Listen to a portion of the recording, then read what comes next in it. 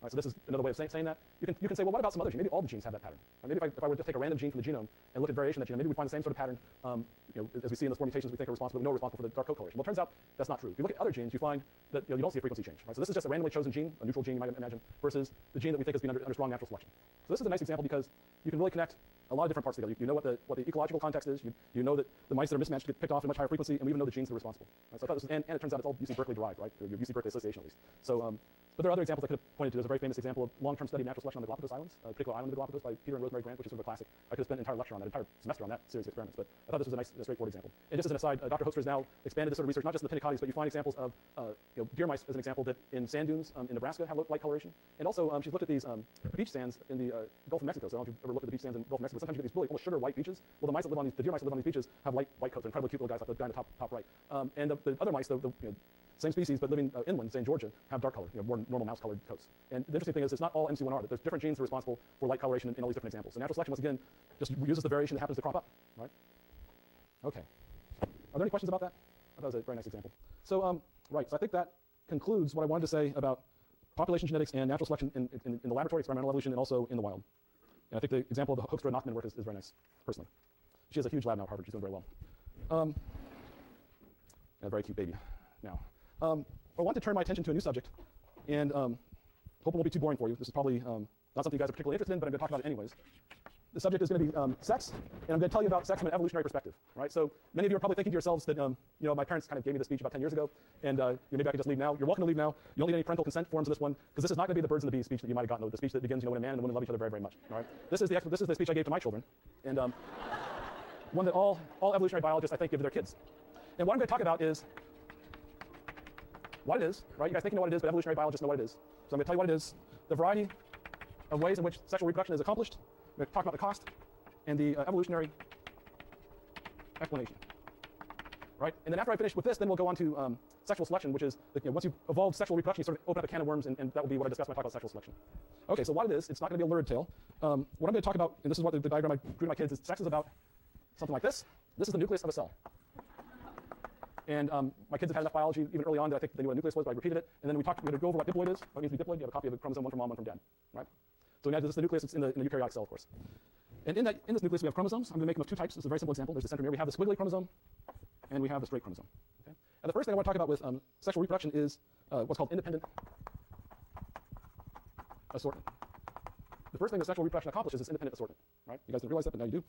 So what we're going to imagine is that we're going to mark these chromosomes. We're going to imagine that maybe this is the chromosome 1, and we're going to say maybe from mom you had a big A copy at that allele, and a little a here, and big B here, and little b here. Okay? Now during meiosis, you're going to have gametes formed.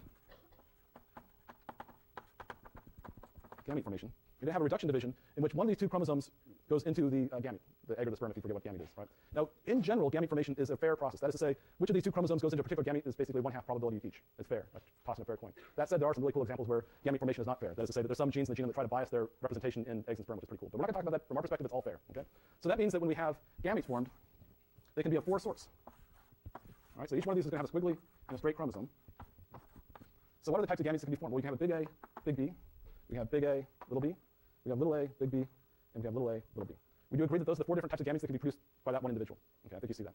The important point here is that if you can imagine 2 heterozygous individuals mating and forming gametes that then are united in a zygote to form a new individual, that you can have all sorts of gene combinations you wouldn't necessarily get if you were just to reproduce that individual through asexual reproduction, which is sort of the alternative to sexual reproduction, is asexual.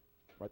So you can actually, independent assortment is a method for producing more variation in the offspring than were present in the parents. Okay? That's the first point. Independent assortment is the first thing we're going to think about. There's another thing you have to talk about if you're going to give a speech on what sex is, and that's recombination. Okay? Now, once again, there's a lot of details to meiosis and gamete formation, which I'm obviously glossing over. This is a very high-level look at meiosis or gamete formation. If you're interested in the grim details, I'm sure your textbook covers it, because your textbook covers everything in the world, it seems. But this is, from an evolutionary biologist's point of view, this is really all we have to worry about. You have these different types of combinations of gametes being formed, right? And that leads to potentially more variation in the offspring that are formed. Recombination is sort of more the same, but here we're going to be looking at just one chromosome pair. So this is the chromosome, say, from mom. That's the chromosome from dad. Okay? And we're going to think about 2 loci on these chromosomes. We're going to have the A locus and the B locus. And let's say for mom you had a copy of both loci where you had big A and big B allele at those 2 loci. And for dad you had little a and little b. Just one of the reasons I'm giving these different labels is so you can kind of mark the chromosomes and follow where they're going. Now without recombination, you get 2 gametes being formed. You get A and B, and you get little a and little b. These are the genotypes without recombination. Okay? With recombination, so without recombination, you always have gametes formed where this big A can never get away from that big B. It's always stuck together on the same chromosome. Right?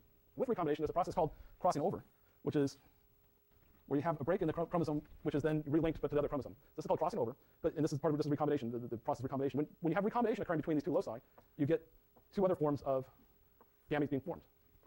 This is with the genotypes with recombination. Okay? So basically, with recombination, you can break up these associations between, now this big A doesn't necessarily always have to be associated with the big D allele, right? This occurs if there's you'll break up this association as long as there's an odd number of crossing over events between these two loci. Right? If you have an even number, then you'll have big A associated with big D again. But as long as there's an odd number of crossing over events between the two loci, you'll break up that association. Okay?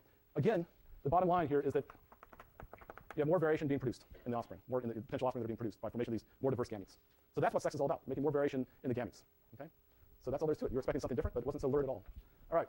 So how am I doing on time? Gosh, time flies. Or I'm slow. Probably. All right. So I want to talk a bit about now the variety of forms of sexual reproduction when they occur. And I'm going to basically do this by contrast. So contrast one form of sexual reproduction versus another. And the first thing I want to talk about is isogamy versus anisogamy. Okay? So isogamous species are species that form gametes that are roughly the same in size. Okay, so algae, for instance, produce gametes that are about the same size. Okay? Anisogamous species, we're an example of anisogamous species, and most sexually reproducing organisms have anisogamous gametes, meaning that the gametes formed are vastly different in size. You might have big gametes, and you can have little itty-bitty ones. Not that I need to put big and little next to those, but you have some individuals in the species form big gametes, some individuals form little gametes. By convention, the individuals in the population that produce big gametes are called females, and the individuals that produce the little gametes are called males. Now this, so if you ever, this is another kind of practical result here, is if you're ever confused about whether an individual is male or female, look at their gametes, right? And you'll be able to tell the difference. I mentioned this, not only it's a little obvious, but it does actually have important ramifications when we talk about sexual selection. The point here being that some individuals, namely the ones we call females, put a lot more energy into their gametes, minimally, than the individuals we call males. And this sets up an asymmetry. Some individuals are putting a lot more effort into reproduction than others. Right? And so some of these individuals, namely the females, can be what we call choosy sex. Right? And that has all sorts of ramifications, which we'll explore in my next lecture on sexual selection.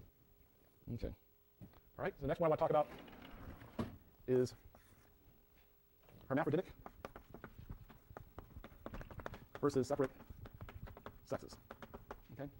We're obviously a case where there's separate sexes, males and females, but there are some species out there where they produce both eggs and sperm.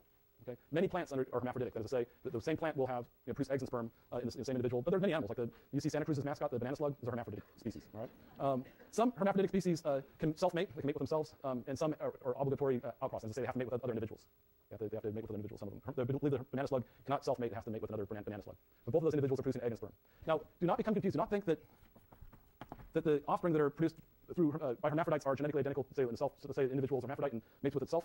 That is not to say that the offspring are going to be identical. So this is not the same as cloning, right, where the offspring are identical to the mom, say. These individuals, during the formation of egg and sperm, you still have independent assortment occurring, and you still have recombination occurring. So you still have variation being produced in the offspring. That's the first thing you should know.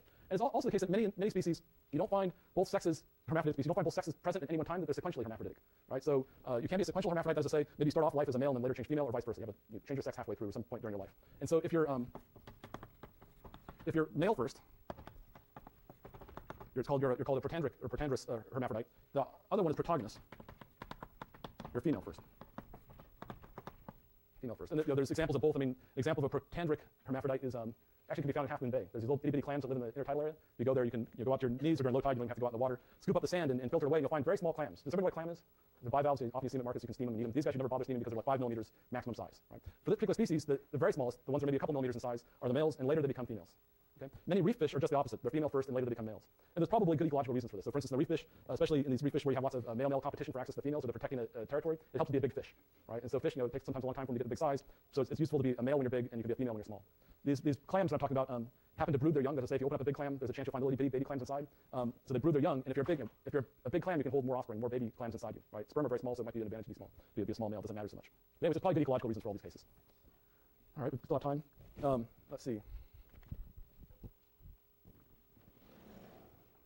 So this would be number 3, capable or incapable of sexual reproduction.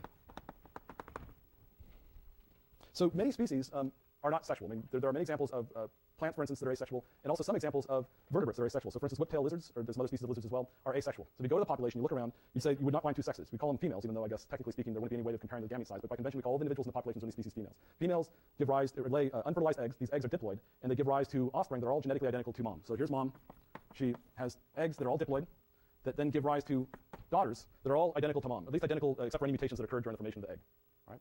So basically, you don't have reduction during meiosis, and you don't require fertilization. You basically have development of this unfertilized egg directly into new. This is cloning. Right? This is different. Okay? And we'll talk about, it's kind of curious, but this does occasionally occur. And the question really becomes, why are more species not asexual? Okay? And that will be something I'll talk about later. Now, just to confuse things, I told you that asexual reproduction rather occurs in plants. When it occurs in plants, it's called apomixis. Okay? So when plants asexually reproduce, that pattern is called apomixis. Of course, it has to be something different in animals. It's called parthenogenesis. When it occurs in animals, all right? So parthenogenic lizards and apomixtic plants. Okay? And there are species that actually are capable of asexual or sexual reproduction. Aphids are a good example. Sometimes you'll have many generations of asexual reproduction in aphids, followed by a generation of sexual reproduction. Okay, so there's many species that are capable of both modes of reproduction. Now, what I'm going to do is stop here, and we will start up again with different modes of sexual reproduction in a bit.